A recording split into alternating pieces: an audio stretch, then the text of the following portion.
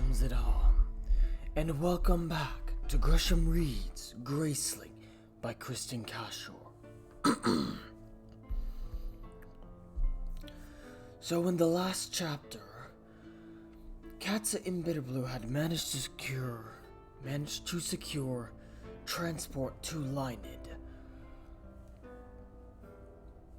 and had discovered the meaning behind Poe's ring that was given to them.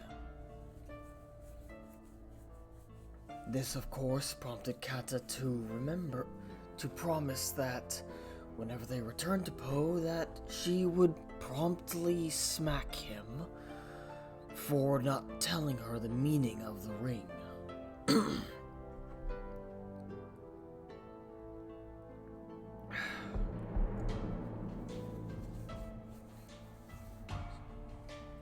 Aside from that, not much truly happened, so let us get right into the next two chapters.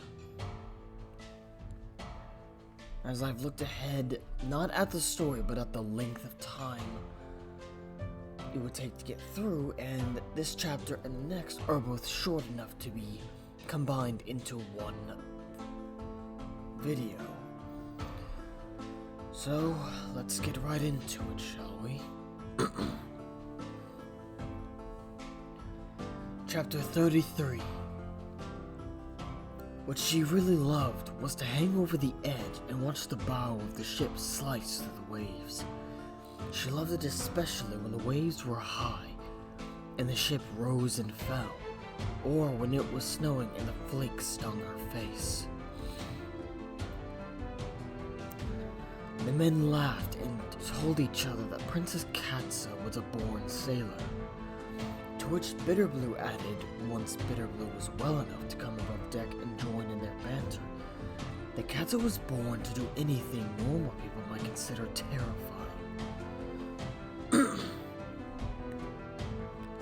What she really wanted was to climb into the highest rigging of the highest mast and hang down from the sky. And one clear day when Patch, who happened to be the first mate, sent a fellow named Red up to unravel a tangle of ropes, he told her to go along. You shouldn't encourage her, Bitterblue said to Patch, her hands on her hips and her face turned up to glare into his. Her countenance fierce for all that she was a fifth of Patch's size. Lady Princess will go up there eventually with or without my say-so, and I'd rather it be now while I'm watching than at night or during a squall. If you think sending her up there now will keep her from, watch yourself, Patch said as the deck lurched and Bitterblue pitched forward. He caught her and lifted her into his arms. They watched Katsa climb hand and foot up the mast behind Red. And when Katsa finally looked down at them, they were placed in the sky, swinging so wildly back and forth that she marveled at Red's ability to untangle anything. She thought of how Bitterblue had trusted no man when they first met, and how the girl allowed this enormous sailor to pick her up and hold her like a father. The girl's arm was around Patch's neck as she and Patch laughed over Katsa together.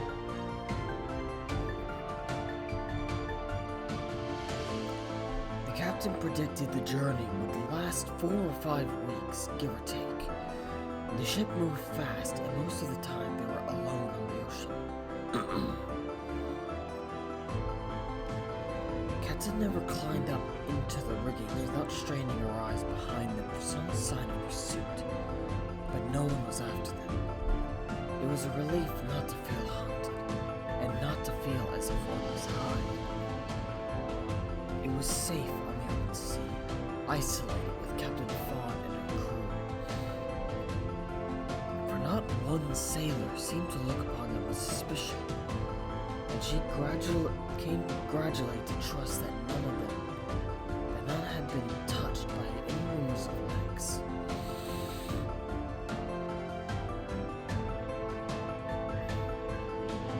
even a day in Suncliff, the captain told her. You're lucky, Lady Princess. You have my grace to thank for it. And for our speed, Katsa said, for it was a stormy winter at sea. And though they'd changed course so often, their path must look like some odd dance across the water. They managed to avoid the worst of it. Their progress west was steady. Katsa had told the captain of Leck's grace and the reasons they fled. In the first few days when Bitterblue had been very sick and Katsa had nothing to do but care for the girl and think.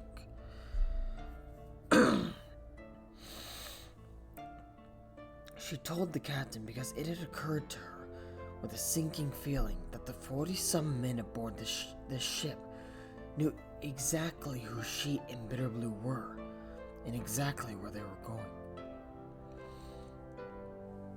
That made 40-some informants once Katsa and Bitterblue were delivered to their destination, and the ship returned to its trade route. I can vouch for the confidence of most of my men, Lady Princess, Captain Vaughn said. Most, if not all.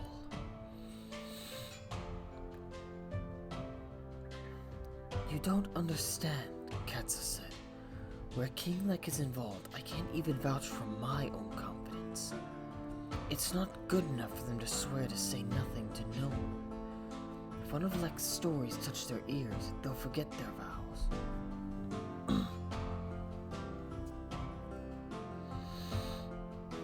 What would you have me do then, Lady Princess? Katsa hated to ask it, so she stared at the charts on the table before them, pressed her lips, and waited for the captain to understand her. It didn't take long.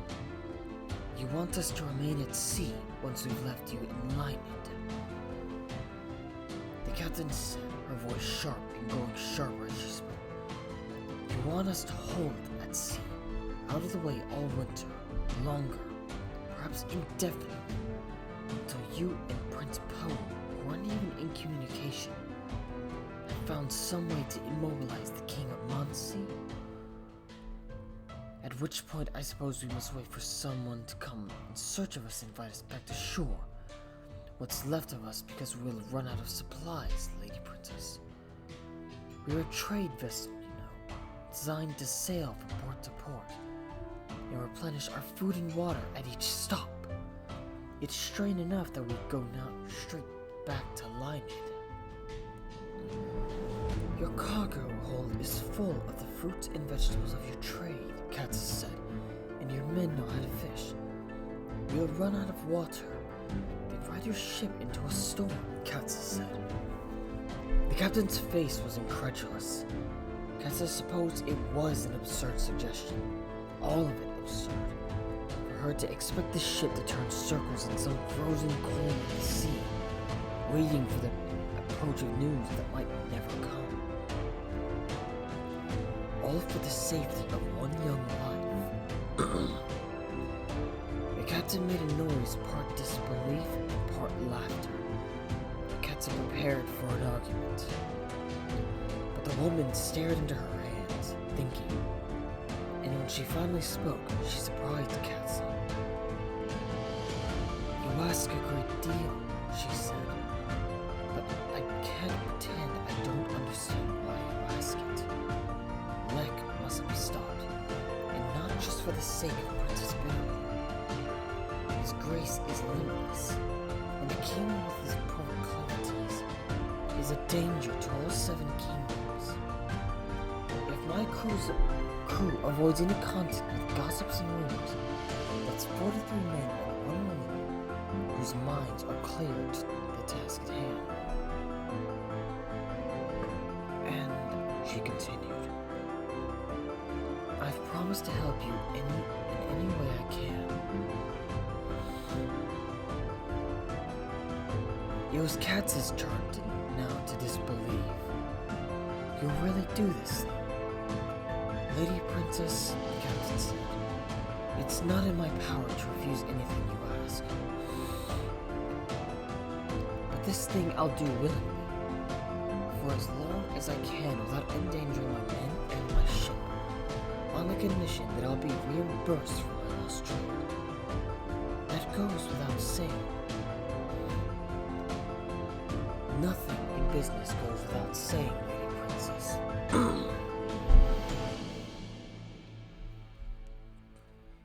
And so they made an agreement. The captain would hold at sea in a place near Lienid, a specific place just west of an uninhabited island she could describe and another vessel could find. Excuse me. It is rather early at the moment.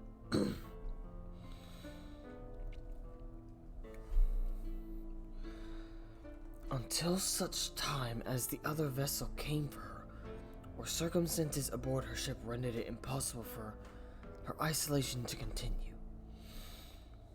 I have no idea what I'll tell my crew, the captain said.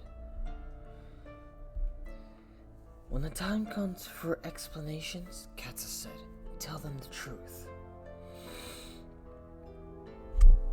The captain asked Katsa and Bitterblue one day as they sat in the gallery over a meal how they'd gotten to Suncliff without being seen.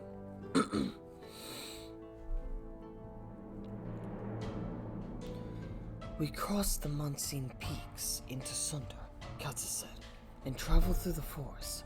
When we reached the outskirts of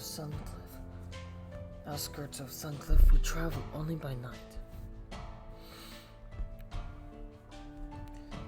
How did you cross the mountain pass, Lady Princess? Wasn't it guarded? We didn't cross at the mountain pass. We took Gorilla's Pass. The captain peered at Katsa over the cup she'd raised to her face. She set the cup down. I don't believe you. It's true. You crossed Gorilla's Pass and kept your fingers and toes, let alone your lives. I might believe it of you, Lady Princess, but I can't believe it of the child. Katsa carried me, Bitterblue said, and we had good weather, Katsa added. The captain's laugh rang out. It's no use lying to me about the weather, Lady Princess. It snowed in Gorilla's Pass every day since summer, and there are a few places in the Seven Kingdoms colder.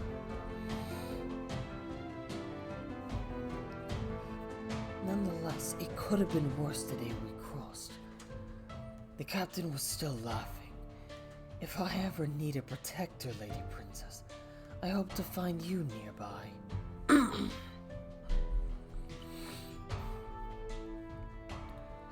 A day or two later, after Katsa had come up from one of the frigid ocean baths she liked to take, the baths that Bitterblue considered further proof she was mad, she sat on Bitterblue's bunk and peeled away her soaking clothing. Their quarters were barely big enough for the two bunks they slept in, and badly lit by a lantern that swung from the ceiling.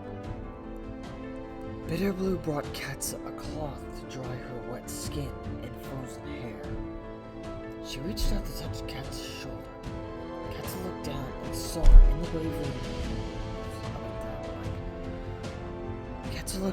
saw in the wavering light the lines of white skin that had caught the girl's attention.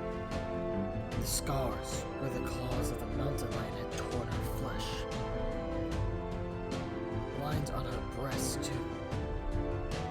You healed well, Bitterblue said. There's no question you won that fight. For all that, Katsa said, we weren't evenly matched. The cat had the advantage. On a different day, it would have killed me. I wish I had your skin. I'd like to be able to defend myself against anything. It wasn't the first time Bitterblue had said something like that, and it was only one of countless times that Katsa had remembered with a stab of panic that Bitterblue was wrong. That in her one and only encounter with Leck, Katsa had been defenseless. Still, Bitterblue didn't have to be as defenseless as she was. when Patch teased her one day with the knife she wore sheathed at her belt. The same knife, big as her forearm, she'd carried since the day Katsa and Poe had found her in Leck's forest. Katsa decided... was correct. Katsa decided the time had come to make a threat of Bitterblue, or as much of a threat as the child could be.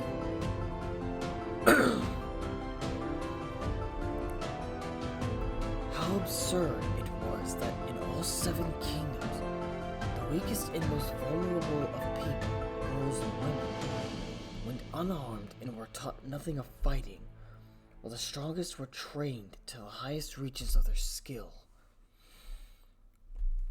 That is honestly foolish. I know for a fact that women are capable of being incredible warriors just as men can. Some even more so than men. Depending on their race, as well as their dedication to the art of combat.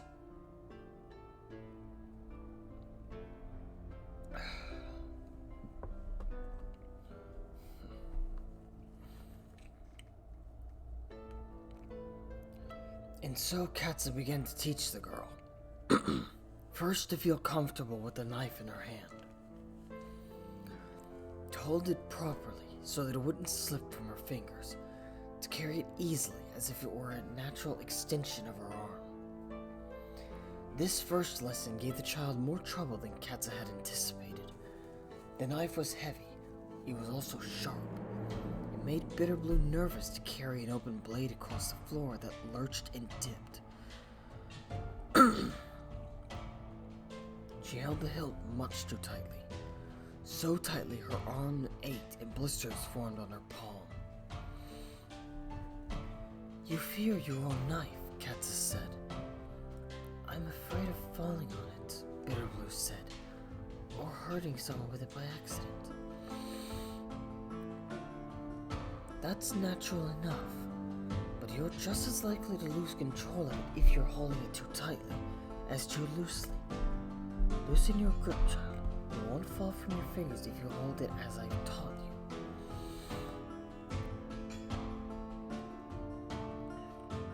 And so the child would relax the hand that held the knife, until the floor tipped again or one of the sailors came near. And then she would forget what Katsa had said and grip the blade again with all her strength. Katsa changed tactics. She put an end to official lessons, and instead had Bitterblue walk around the ship with the knife in her hand all afternoon for several days. Knife in hand, the child visited the sailors who were her friends, climbed a ladder between decks, and ate meals in the gallery, and craned her neck to watch Katsa scrambling around the riggings. At first, she sighed often and passed the knife heavily from one hand to the other. But then, after a day or two, it seemed not to bother her so much. A few more days, and the knife swung loosely at her side. Not forgotten, Katsa could see the care she took with the blade when the floor rocked or when a friend was near, but comfortable in her hand, familiar. And now, finally, it was time for the girl to learn how to use the weapon she held. The next few lessons progressed slowly. Bitterblue was persistent and ferociously determined, but her muscles were untrained, unused to the motions Katsa now expected of her. Katsa was hard-pressed sometimes to know what to teach her. There was some use in teaching the child to block or deliver blows in the traditional sense. Some, but not much. She would never last long in a battle if she tried to fight by the rules. What you must do, Katsa told her, is inflict as much pain as possible and watch for an opening. And ignore your own pain, Jim said, as best you can. Jim helped with the lesson, as did Bear, and any other of the sailors who could find the time.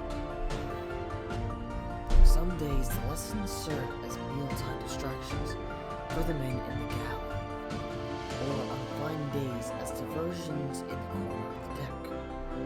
The sailors didn't understand why a girl should be learning to fight, but none of them laughed at her efforts, even when the methods Katsa encouraged her to use were as undignified as biting, scratching, and hair pulling.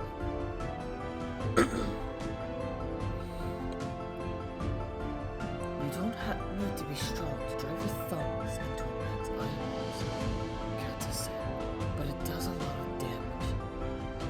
That's disgusting, Bitterblue said.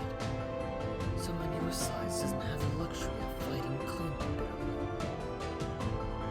I'm not saying I won't do it. I'm only saying it's disgusting. Katsa tried to hide her smile. Yes, well, I suppose it is disgusting.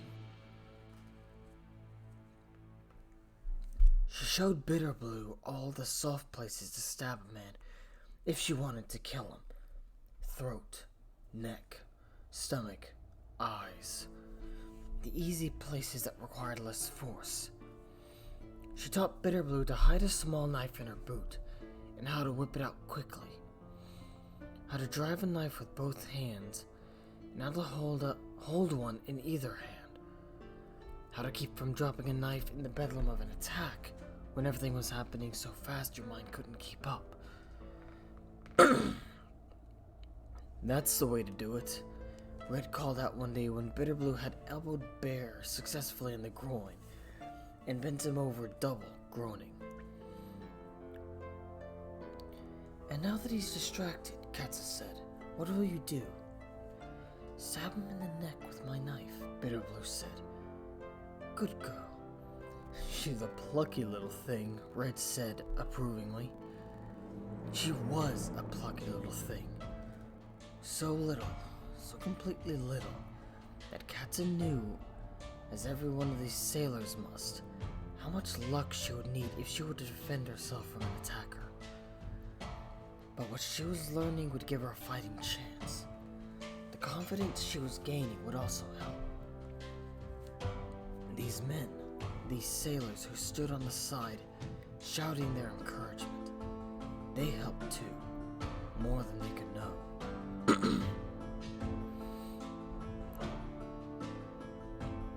Of course, she'll never need these skills, Red added. The Princess of Muncie will always have bodyguards. Katsa didn't say the first words that came to her mind.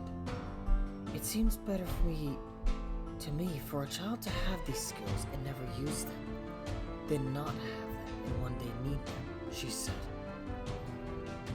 I can't deny that, Lady Princess. No one would know that better than you or Prince Po. I imagine the two of you would whip a whole troop of children into a decent army.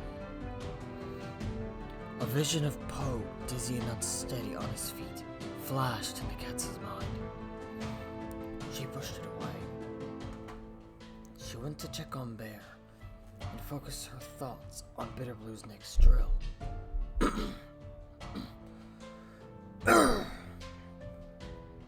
Excuse me. I have a bit of phlegm buildup. Now I know how Darkus feels.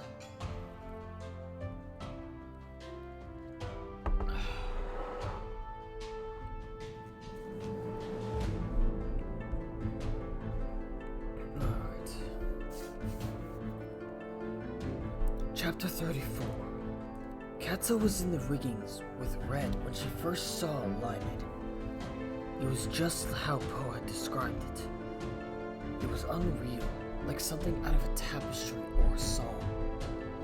Dark cliffs rose from the sea, snow-covered fields atop them. Rising from the fields, a pillar of rock, and atop the rock, a city, gleaming so bright that at first Katsa was sure it was made of gold. As the ship drew closer, she saw that she wasn't so wrong. The buildings of the city were brown sandstone, yellow marble, and white quartz that sparkled with light from the sky and water.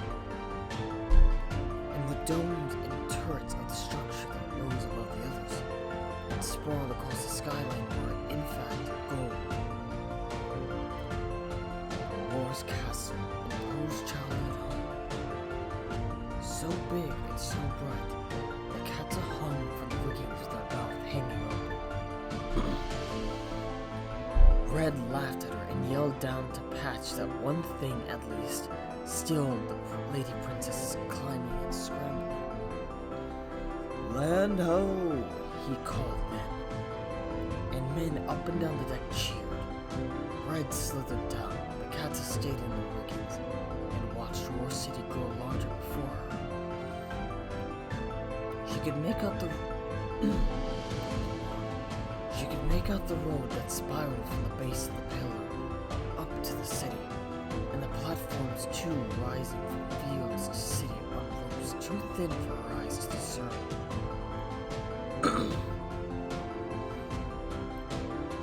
When the ship skirted the southeast edge of Lienid and headed north, she swung around and kept the city in her sight until it disappeared.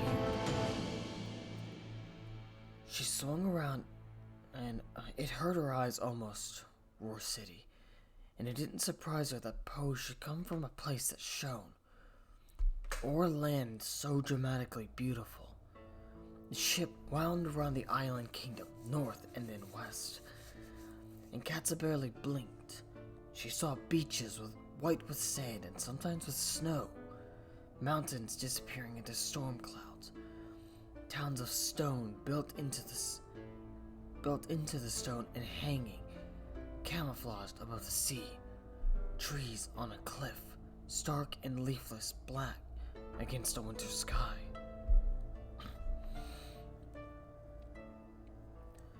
"Poe trees," Patch said to her when she pointed them out. "Did our prince tell you? The leaves turn silver and gold in the fall. They were beautiful 2 months ago. They're beautiful now, I suppose, but Lienid is gray in the winter. The other seasons are an explosion of color. You'll see, Lady Princess." Katsa glanced at him in surprise, and then wondered why she should be surprised. She would see if she stayed here long enough, and likely she'd be here some time. Her plans once they reached Poe's castle were vague. She would explore the building, learn its hiding places, and fortify it.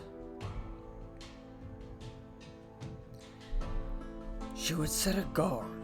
Good lord. She would set a guard with whatever staff she found there. She would think and plan and wait to hear something of Poe or Leck. And just as she fortified the castle, she would fortify her mind against any news she heard that might carry the poison of Leck's lies. "I know what you've asked us to do, Lady Princess," Patch said beside her. And this time, she looked at him with true surprise. He watched the passing trees, his face grave. "Captain Fawn told me," he said.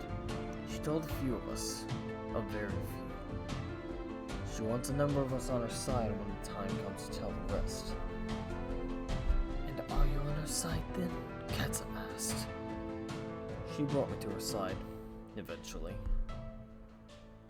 "I'm glad," Katsa said, "and I'm sorry." "It isn't your doing, Lady Princess. It's the doing of the monster who's the king of Monsey."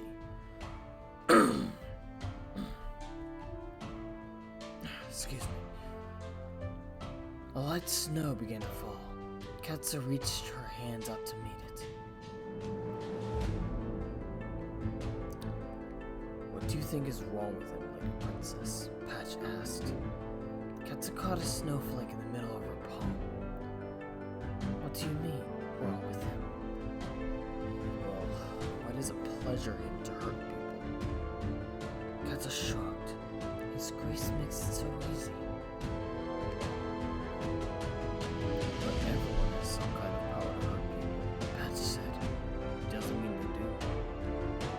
"I don't know," Katsa said, thinking of Randa and Murgon, and the other kings and their census acts. "It seems to me that a fair number of people are happy to be as cruel as their power allows, and no one's more powerful than Leck. I don't know why he does it. I only know he needs to stop him."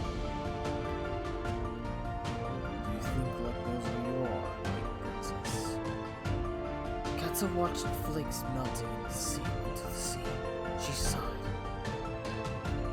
We crossed paths with very few people, she said, once we left months, and we told no one our destination until we boarded the ship. But he saw both of us, Patch, both me and Pipe, and of course he recognized us. There were only a few places we could hide the child. He'll look for her here eventually. We must find a place to hide, in the castle or on the lands, or even someplace in the mighty wilderness.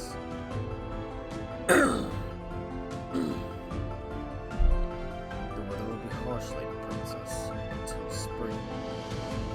Yes, well, I may not be able to keep her comfortable, but I'll keep her safe.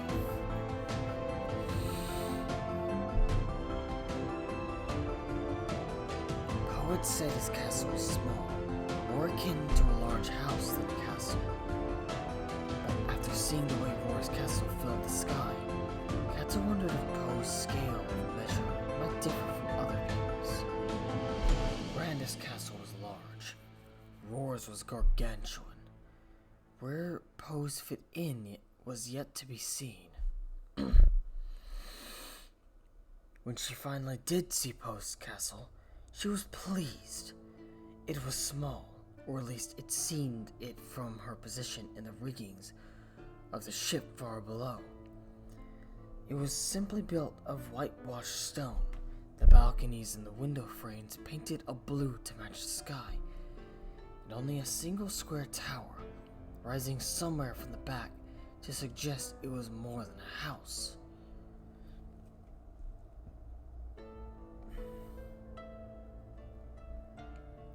Its position, of course, was far from simple, and its position pleased Katsa even more than its simplicity. A cliff reached up and out of the water, and the castle balanced at the cliff's very edge. It looked as if it might tumble forward at any moment, as if the wind might find purchase in some crack in the foundations, and tip the castle, creaking and screaming over the drop and into the sea. She could understand why the balconies were dangerous in winter. Some of them hung over empty space. Below the castle, the sea threw itself against the base of the cliff. But there was one nook in the rock, one small inlet, where water broke and foamed onto sand. A tiny beach, and a stairway leading up from the beach, rising against the side of the cliff, turning back on itself, disappearing occasionally and climbing finally up the side of the castle, and onto one of the dizzy balconies. Where will we dock? She asked the captain, when she scrambled down to the deck. There's a bay on the other side of these rocks, some distance beyond the beach. We'll dock there. A path leads up from the bay and away from the castle. You'll think you're going the wrong way, Lady Princess, but then it loops back and takes you up a great hill to the castle's front. There may be snow, but the path is kept clear in case the prince returns.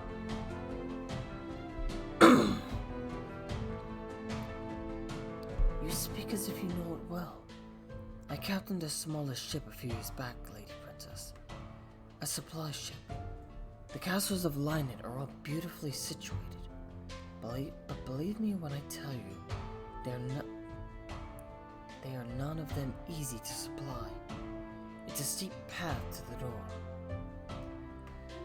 How large a staff does he keep?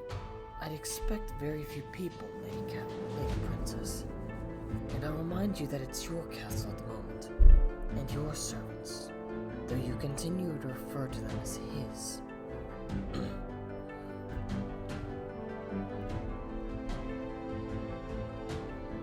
Yes, this she knew. It was one of the reasons she was not looking forward to her first encounter with the inhabitants of the castle. The appearance of Lady Katsa of the Midlands, renowned Graceling thug, in possession of Poe's ring. The absurd, tragic story she had to tell about Leck and Ashen, and their subsequent intentions to turn the castle into a fortress and cut off contact with the outside world. Katsa had a feeling it wouldn't go smoothly. The path was just as Captain Vaughn had described. The hill steep and rigid with drifts of snow. The greater problem was Bitterblue's sea legs. She walked on land almost as clumsy as she had walked at first at sea. Katsa held her up as they climbed towards Bill's front door. The wind gusted from behind, so it felt as if they were being blown up the hill. The castle wasn't much more castle-like from this angle. It seemed a tall white house at the top of a slope, with a number of massive trees overshadowing a courtyard that would be pleasant in better weather. A great tower rising behind the trees, tall windows, high roofs, at least one widow's walk, stables to one side, and a frozen garden to the other. And no indication, as long as one's ears didn't catch the crash of waves, that behind it all was a drop into the sea. They reached the top of the hill. A gust of wind pushed them onto the blue tiled surface, the colorful tiled surface of the courtyard. Bitterblue sighed, relieved to encounter flat land. They approached the house, and Katsa raised her fist to greet Poe's one door. Before she could knock, the door swung open and a rush of warmth hit their faces. A Lienid man stood before her, oldish, dressed like a servant in a long brown coat. "Greetings," he said. "Please come to the receiving room, quickly," the man said as Katsa stood unmoving, startled by his hasty reception. "We're letting the heat escape." The man ushered them into a dark hall.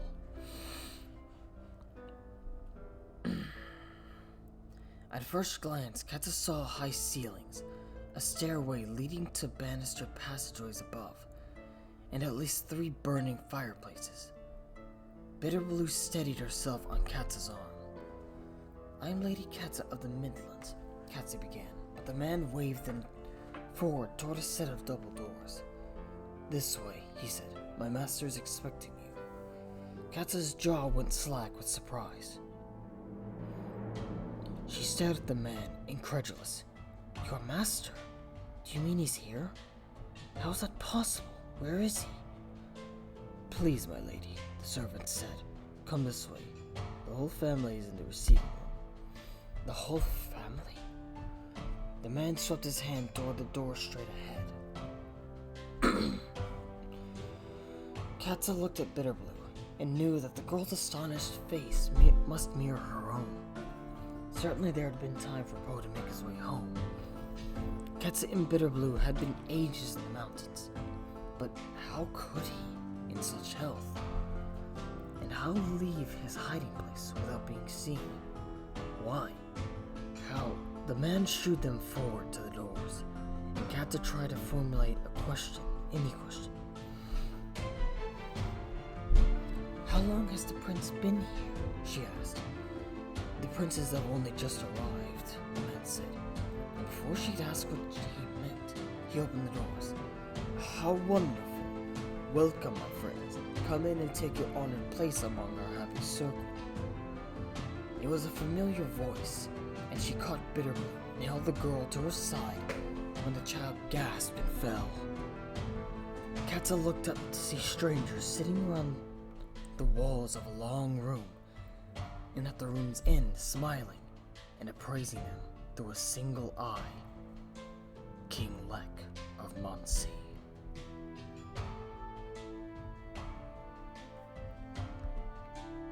Well, that certainly took a turn I was not expecting. I had not anticipated that Leck would go straight to Monsea.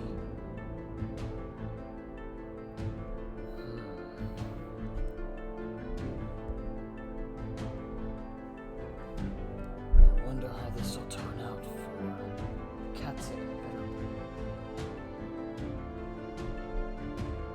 How will Katsa defeat this?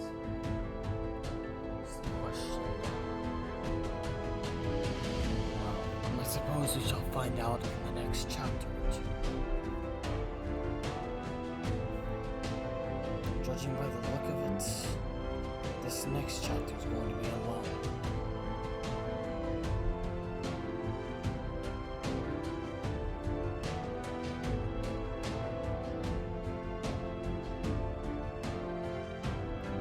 There seems to be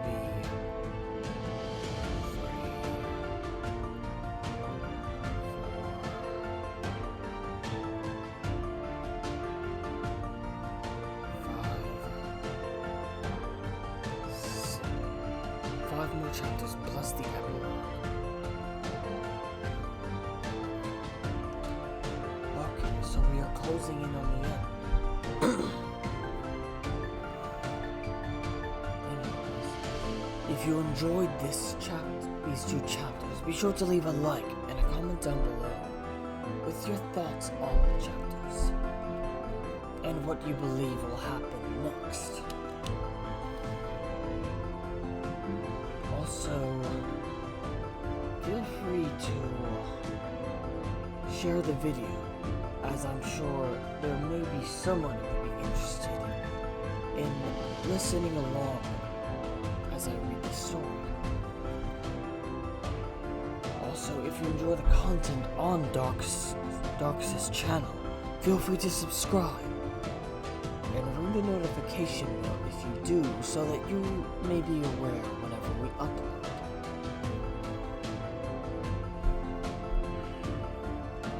In the meantime, I will see you all in the next video. I am Gresham, and I do hope you have a pleasant day.